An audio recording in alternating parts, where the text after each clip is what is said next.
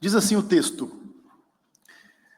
Gostaria, pois, que soubesseis quão grande luta venho mantendo por vós, pelos laudicenses, e por quantos não me viram face a face, para que o coração deles seja confortado e vinculado juntamente em amor, e eles tenham toda a riqueza da forte convicção do entendimento, para compreenderem plenamente o mistério de Cristo, o mistério de Deus, Cristo, em quem todos os tesouros da sabedoria e do conhecimento estão ocultos.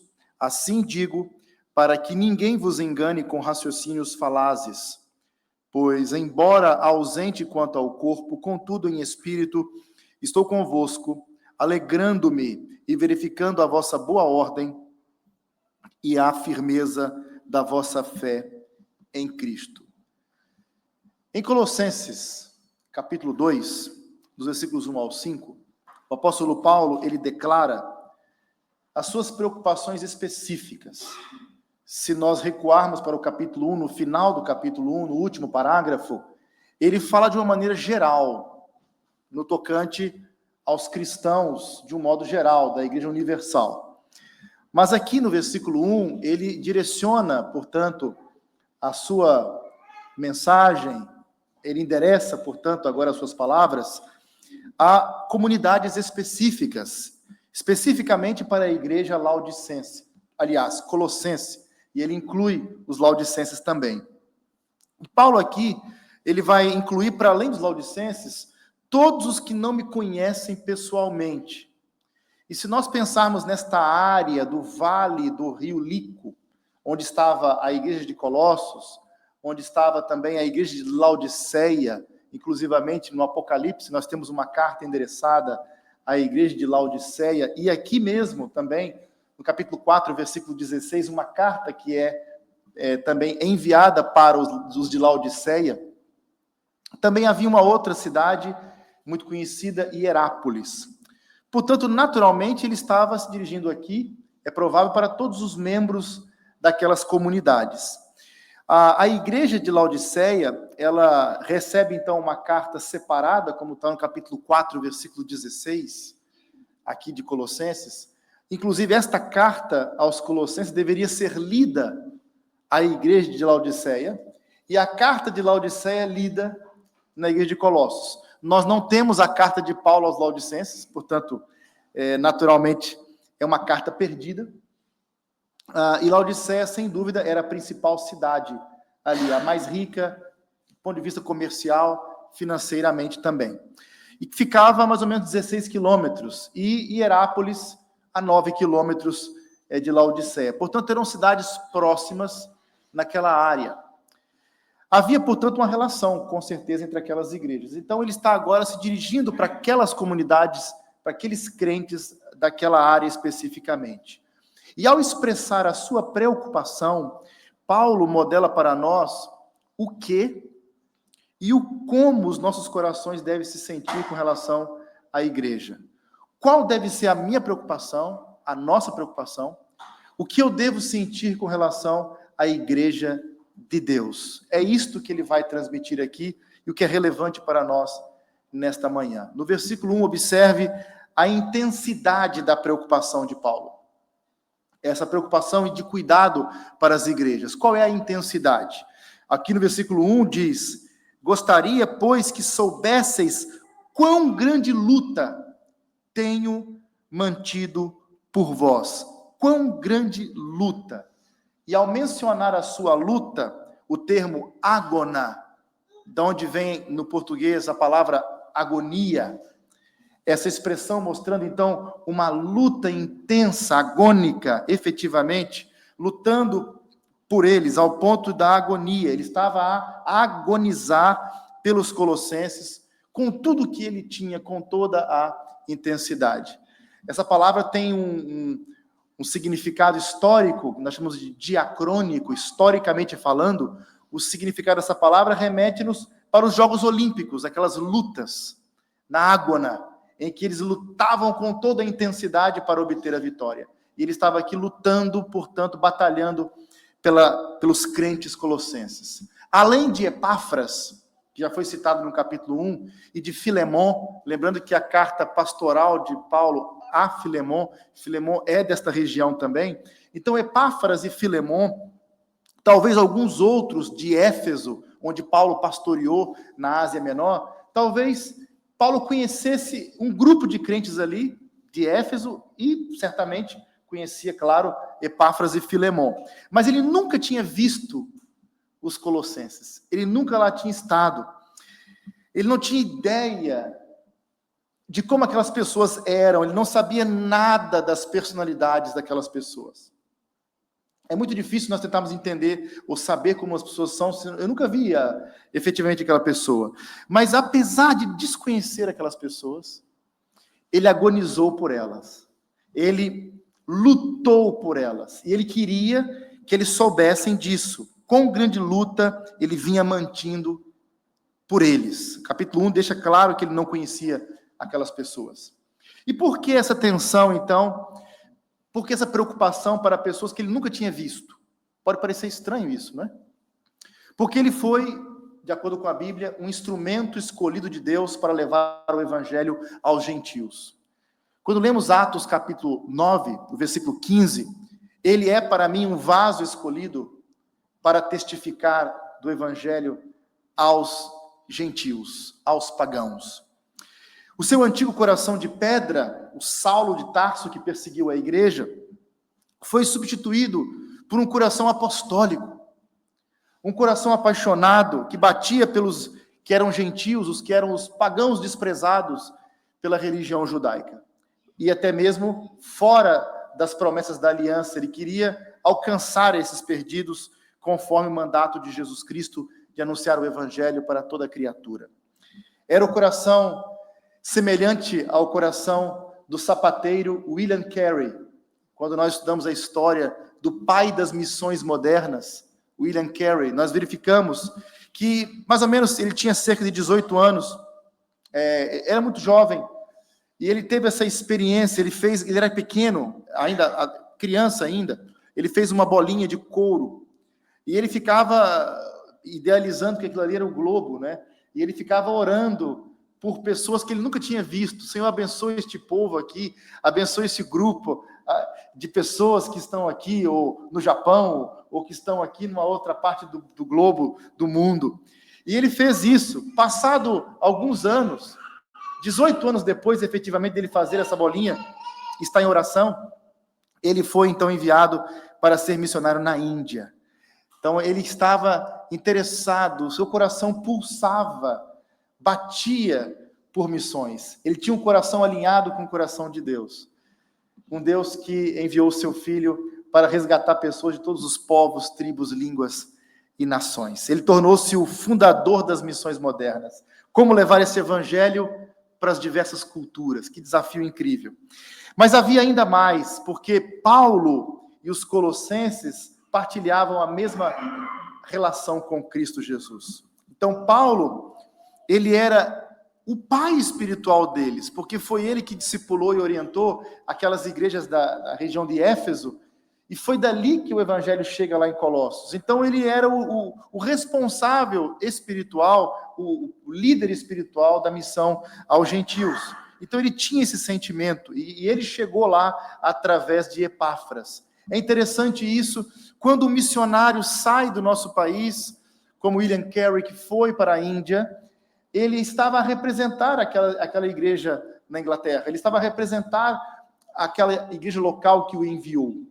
Portanto, Paulo estava lá através de Epáfras, cumprindo então este ministério. Todos os elementos aqui, com certeza, o fato dele estar preso também, contribuíram fortemente, dele estar a sofrer pela causa do evangelho, contribuiu para esse sentimento de agonia e de aflição, de preocupação do apóstolo Paulo. Lembrando que onde quer que ele fosse, onde quer que Paulo, por onde quer que ele passasse, nós vemos que havia conflitos. Alguém pode pensar assim, onde o pastor Leonardo vai, tem algum conflito, né? Mas isso não é próprio dos pastores, ou de um pastor ou outro. Isso é próprio do ministro da palavra. E Paulo passou por isso. E, olha, eu, de longe, não passei por 2% do que o apóstolo Paulo já passou. Observe que havia tumultos em Éfeso, quando ele passou em Éfeso. espancamentos em Filipos, ele foi açoitado em praça pública, foi encarcerado com os pés no tronco na cidade de Filipos. Ele foi apedrejado e dado como morto em Listra, na Licaônia, né, naquela região, portanto, da Galácia do Sul. Ele sofreu naufrágio no mar, ele sofreu perigos em todos os lugares por onde ele passou. Portanto, quando um pastor vai, prega, e há conflito, e há perseguição e tudo isso, sempre foi assim, não é? Portanto, o apóstolo Paulo enfrentou e ele deu o exemplo de um homem que agonizou, literalmente, pela causa. Ele lutou pela causa do evangelho, foi a lugares que ninguém teve coragem, e até mesmo terminou com o seu próprio martírio, selando o seu testemunho com a sua própria vida. Ele abriu o seu coração, lemos isso em 2 Coríntios 1:8, ele abriu o seu coração, ele disse o seguinte: porque não queremos, irmãos, que ignoreis a natureza da tribulação que nos sobreveio na Ásia. Ele está a destacar a sua luta na Ásia, porquanto foi acima das nossas forças, a ponto de desesperarmos até da própria vida. Nenhum de nós pode ser tentado além de suas forças, porque antes Deus dá o escape. Alguém não pode dizer assim: pastor, eu não dei conta, a tentação foi grande demais, eu não tinha condições de não fazer. Qualquer um faria, qualquer um pecaria no meu lugar, porque não tem jeito de escapar daquela situação. Biblicamente falando, ninguém pode se desculpar desta forma. Somos responsáveis pelos nossos atos. Mas uma coisa é tentação, quando o diabo quer tirar o pior de nós. Outra coisa, totalmente diferente, é provação, quando Deus quer refinar a nossa fé. Quando Ele nos permite passar por lutas, para que a nossa fé seja evidenciada, o nosso testemunho dado e o seu nome glorificado. Provação pode ser acima das suas forças. Às vezes, não sei se já aconteceu convosco alguma vez, nós somos encurralados por forças adversas, passamos por crises avassaladoras, nós somos como que envelopados, nós somos encurralados às vezes por aflições tais, que se não fosse a mão de Deus, nós iríamos sucumbir, muito maior do que nossas forças, e olhamos para trás e pensamos assim: como é que eu aguentei essa? Com certeza, foi a mão de Deus que me amparou. Como é que eu aguentei passar por isso? Olhamos para trás e até ficamos admirados por termos suportado tanto tempo de luta, de angústia, de aflição. Ou se acontecesse comigo, eu não vou aguentar. E às vezes acontece e aguenta e persevera, porque Deus nos fortalece. Ele nos dá força, Ele nos dá graça. E Paulo está a dizer isso, que desesperamos até da própria vida. É assim que ele se sentia. Ele achava que iria morrer na Ásia. Uma hora dessa vão me matar aqui na Ásia. Houve também a agonia que ele teve por causa dos convertidos. Ele disse em 2 Coríntios 11, 28 e 29, olha o que ele vai dizer: enfrento diariamente uma pressão interior, a saber, a minha preocupação com todas as igrejas. Quem está fraco, que eu não me sinta fraco. Quem não se escandaliza, que eu não queime por dentro. Dói se importar, meus irmãos, pelas pessoas. E houveram noites em que o apóstolo Paulo se revirava na sua cama, enquanto ele pensava nos convertidos, e literalmente a empatia que ele tinha nos altos e baixos desses convertidos.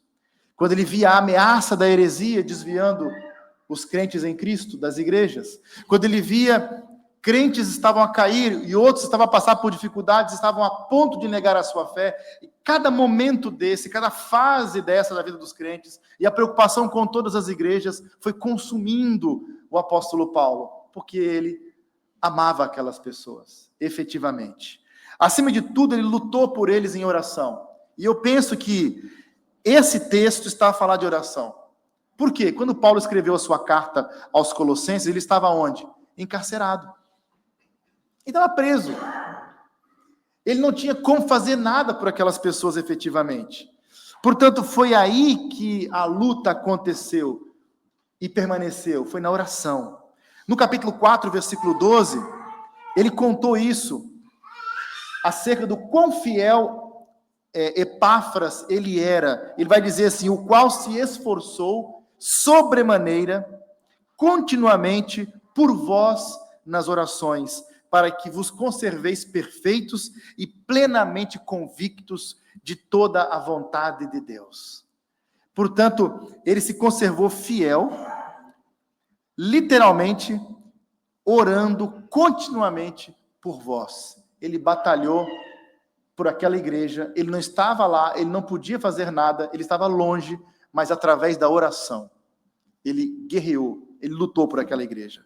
E vemos isso em Efésios capítulo 6. É possível, então, irmão, lutar por uma igreja em oração? É possível nós fazermos isso? E Paulo vai explicar isso em Efésios 6, onde ele descreveu como colocar a armadura de Deus para lutar, né? Tomando posse de toda a armadura de Deus. E ele concluiu dizendo ao guerreiro totalmente armado, ele diz o seguinte: com toda a oração e súplica, orando em todo o tempo no Espírito, e para isto vigiando com toda a perseverança e súplica por todos os santos. Portanto, é parte da nossa luta espiritual estarmos em oração pelo povo de Deus. É aqui, portanto, que a grandeza de sua luta pela fé dos colossenses acontece.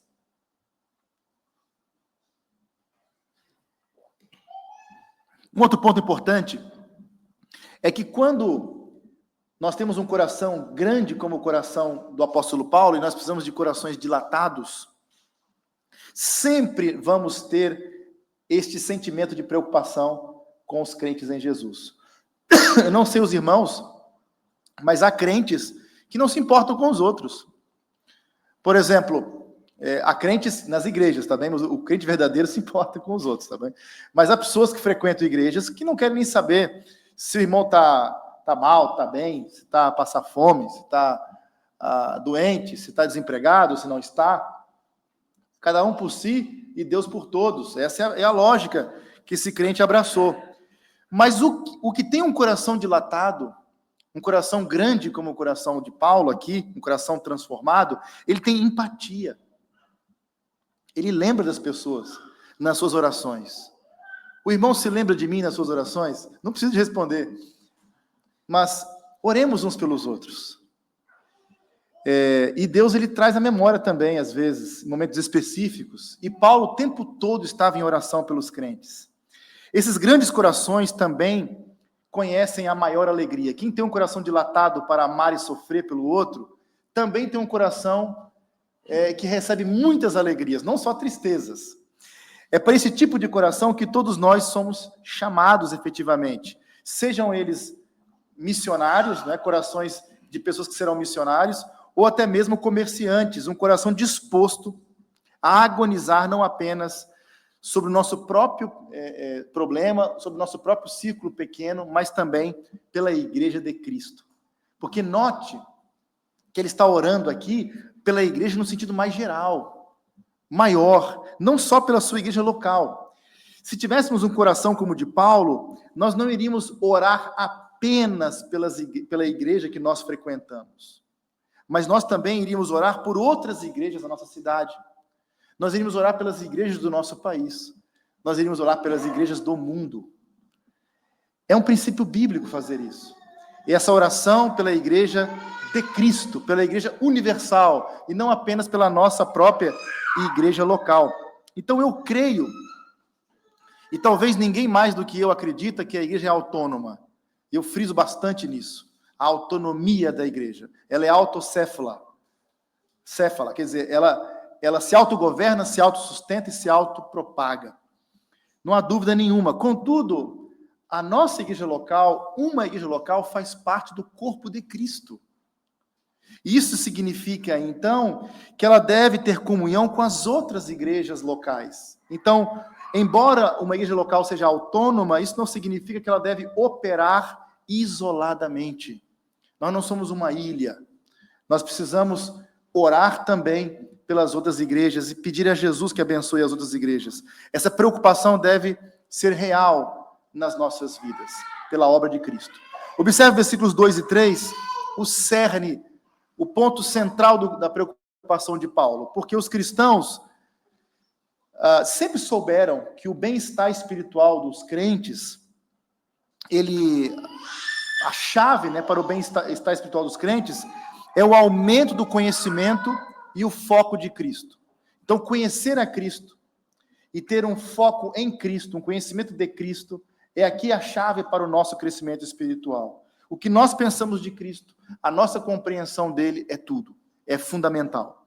Nada menos, portanto, do que uma fé centrada em Cristo é suficiente, portanto, para que alguém permaneça firme no Evangelho, de como ele recebeu e continue perseverando. É uma consciência, uma clareza, um entendimento claro, profundo de quem Cristo é e da suficiência do Senhor Jesus Cristo.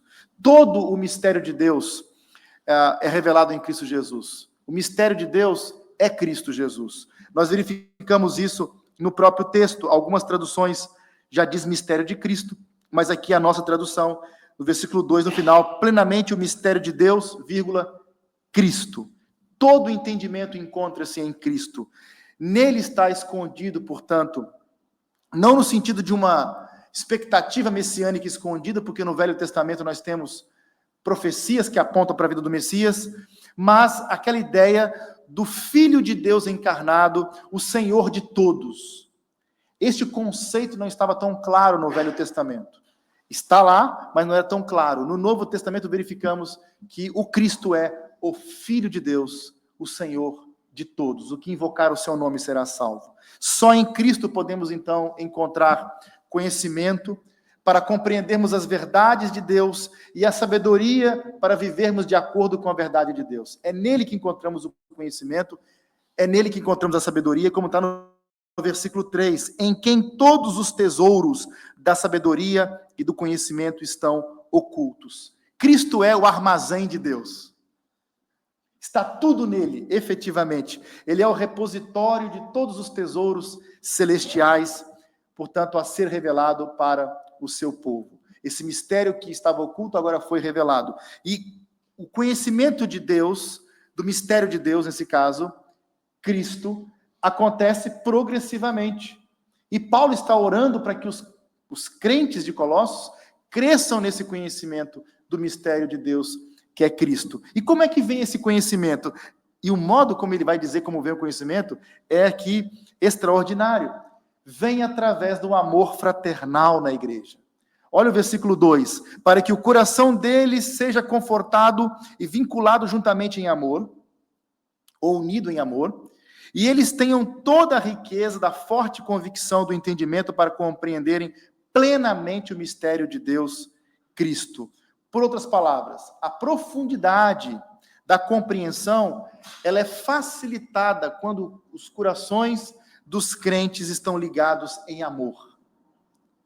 Como é que o mistério de Cristo, ele se torna progressivamente mais conhecido por nós? Pela pregação da palavra, como é óbvio, ele vai dizer isso no capítulo 1, mas aqui no 2 ele está enfatizando a vida em comunidade, através da nossa união. Que elo é esse que nos conecta uns aos outros? É o amor. O vínculo que nos une é o amor. Quando nós lemos, por exemplo, em Colossenses capítulo 2, versículo 19, essa ideia de igreja como corpo de Cristo, é interessante isso. O mesmo nós encontramos em Efésios 4,16, mas no 2,19 o texto diz assim: e não retendo a cabeça, da qual todo o corpo, suprido e bem vinculado por suas juntas e ligamentos, cresce o crescimento que procede de Deus.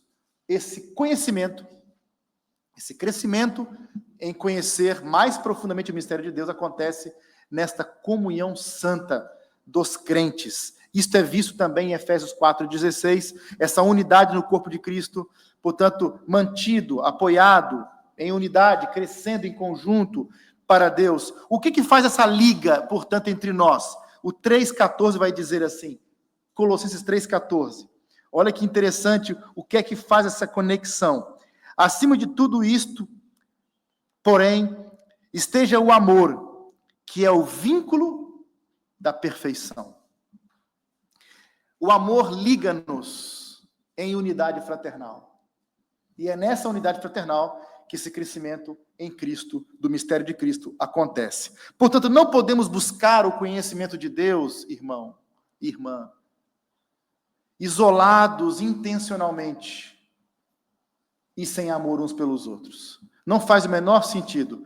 Eu agora quero conhecer o mistério de Deus Cristo e eu não tenho mais paciência para ouvir pregação na igreja e nem olhar para a cara daqueles irmãos. Eu agora vou para a internet, porque o mistério de Deus é revelado no YouTube.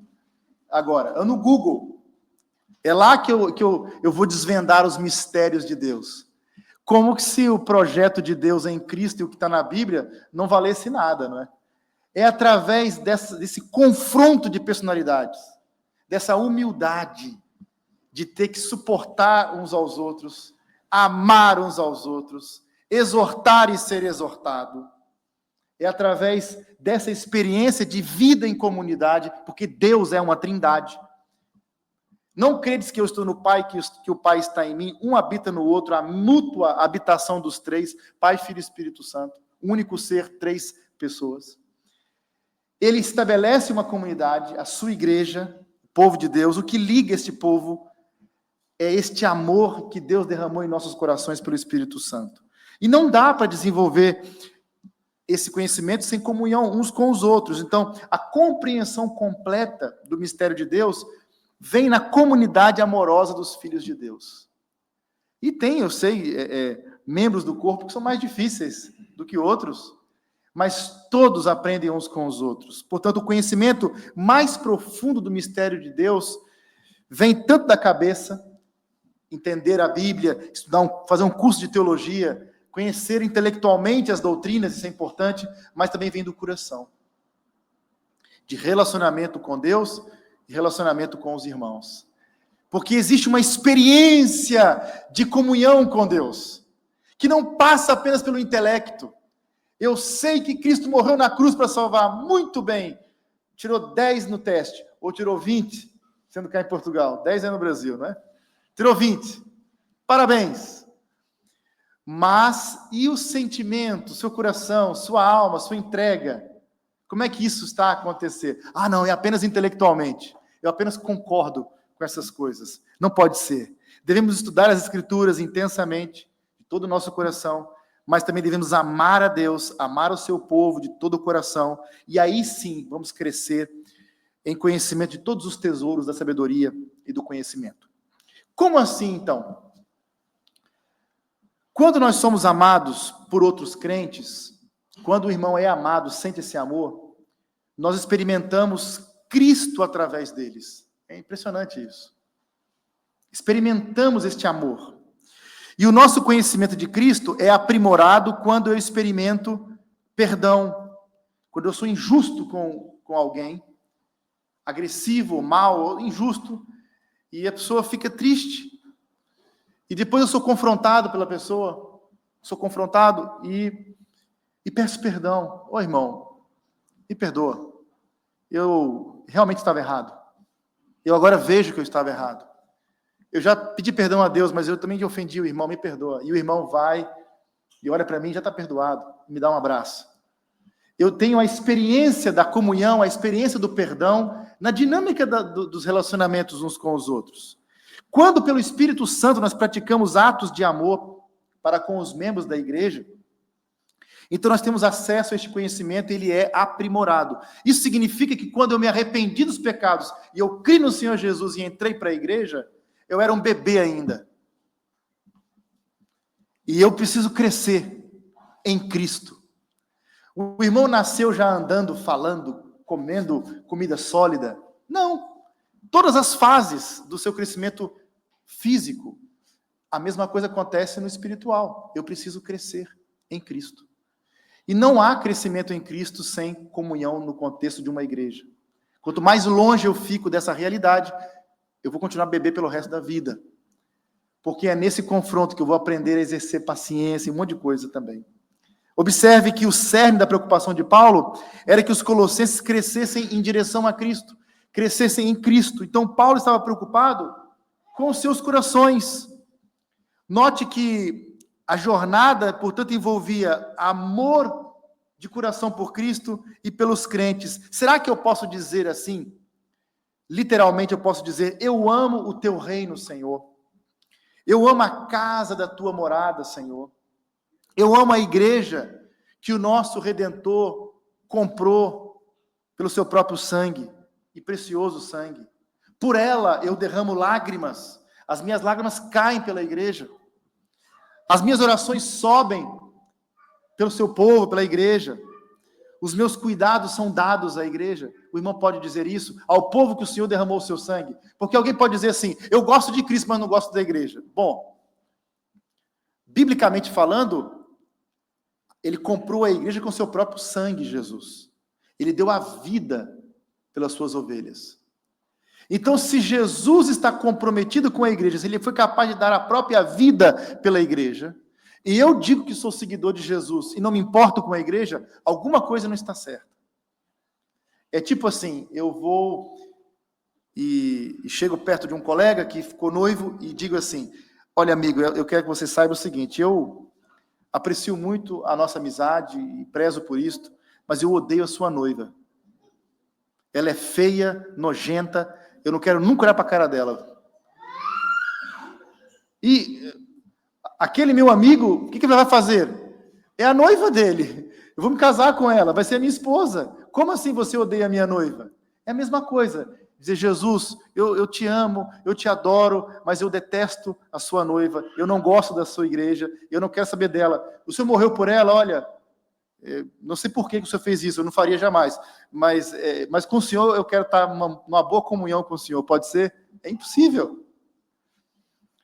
Nós precisamos entender que relacionar-se com Jesus é relacionar-se com o corpo dele, com o seu povo. Então, se os irmãos podem dizer sinceramente que derramam lágrimas pela igreja, que amam a igreja, se podem dizer sinceramente isso em oração, estão no caminho certo, portanto, do crescimento em Cristo. Por último, versículos 4 e 5, a motivação por detrás. Qual era a motivação por detrás de Paulo? Primeiro, ele estava motivado a dizer tudo o que foi dito acima, o que foi dito aqui a partir da leitura, porque ele estava preocupado que os colossenses estivessem a ser desviados, porque olha o versículo 4 do capítulo 2, a preocupação dele era com os falsos mestres que estavam a tentar ganhar o coração deles. Assim digo para que ninguém vos engane com raciocínios falazes, ou raciocínios plausíveis, bem elaborados, convincentes. Às vezes, algumas pessoas tentam demover-nos do caminho do Senhor, mas utilizam bons argumentos. Argumentos bem elaborados, não bons, maus argumentos, porque são maus, mas muito bem organizados e perigosos. Então, no versículo 4, ele fala sobre isso. Os argumentos inteligentes dos falsos mestres poderiam, portanto, facilmente desviar aqueles que não estavam unidos em amor. Quando nós estamos unidos em amor, na comunhão com a igreja, somos facilmente levados por ventos de doutrinas, por enganos. E este aviso é muito apropriado hoje, quando os meios de persuasão estão muito desenvolvidos. Se já era perigoso ser enganado naquela época, imagina hoje, com todas as tecnologias. Nós temos uma tecnologia muito desenvolvida, em que as pessoas facilmente poderão ser levadas ao entendimento distorcido da Escritura, se não estiverem alicerçadas na verdade e não lerem a Bíblia intensamente, com profundidade, não sendo expostos pela palavra do Senhor. Portanto, para o bem das nossas almas, deve haver um conhecimento profundo e crescente de Cristo e, portanto, em amor entre nós. Isto foi parte da motivação de Paulo, negativamente preocupado que eles se desviassem da verdade cristã. Mas positivamente, ele vai dizer no versículo 5, pois embora ausente quanto ao corpo, ele não estava lá presente, ausente quanto ao corpo, ele estava preso. Contudo, em espírito estou convosco. Ele estava em espírito, alegrando-me, verificando a vossa boa ordem e firmeza da vossa fé em Cristo. Então ele regozija-se por ver que eles não estavam a se render aos hereges. Então, Paulo não está a dizer aqui, ele não escreveu isso porque os hereges estavam a ter vitória. Ele estava preocupado que alguns pudessem ser enganados. Mas ele regozijou-se porque os hereges não estavam a ter vitória naquela igreja. Portanto, o Espírito de Deus uniu Paulo e os crentes colossenses em Cristo. Todos eles viviam em Cristo, nós vivemos em Cristo, estamos unidos espiritualmente, portanto, através da fé em Cristo. Então, Paulo estava presente em espírito com eles, por causa da nossa união com Cristo. Somos membros uns dos outros, pertencemos espiritualmente ao corpo de Cristo. Então, ele estava lá, ele estava também em oração, ele estava também conectado pelo Espírito Santo em oração com aqueles irmãos. Então, a paixão de Paulo era que a igreja pudesse ser unida no amor para, então, alcançar o mistério de Deus, ou seja, Cristo. E essa também deve ser a nossa paixão. O irmão está empenhado para que outros sejam edificados. Qual é a tríplice missão da igreja? Ministrar a Deus, adorando a Deus. Ministrar aos irmãos, buscando a edificação dos crentes. E ministrar ao mundo, evangelizando através de atos, palavras e atos. Enfim, Paulo deseja que a igreja seja um lugar onde o amor de Cristo seja expresso, está no versículo 2, onde tem essa expressão de amor, e no versículo 5, por fim, e que os crentes funcionem, portanto, de maneira ordenada. Somos soldados de Cristo. De forma ordenada, a linguagem militar aparece aqui no versículo 5. Portanto, manter este equilíbrio é muito difícil, onde há ordem e amor ao mesmo tempo. Geralmente, quando tem amor, é uma desordem. Parece que sim, mas não é isso, tá bem? Tem muito amor e tal, e é uma desordem. É tudo muito bom e tudo, mas é uma desorganização. Quando tem muita ordem, o povo tem mágoa no coração. Aquele pastor é muito chato, aquele não sei o quê, começa essas coisas. Manter o equilíbrio entre ordem e amor, todos unidos em Cristo. Aqui não é ordem no sentido de ditadura, viu, irmãos? É no sentido de uma harmonia, amor, companheirismo. Peça a Deus em oração isso. Se o irmão não está a ser assim, diga: Senhor, me perdoe pela falta de carinho pelos irmãos. Realmente, essa semana eu não orei por ninguém aqui da igreja. Se aconteceu isso, diga isso para Deus em oração e, Pai, ponha no meu coração essa responsabilidade, este amor pelos irmãos. E assim vamos crescer em Cristo juntos para a glória de Deus. Vamos orar.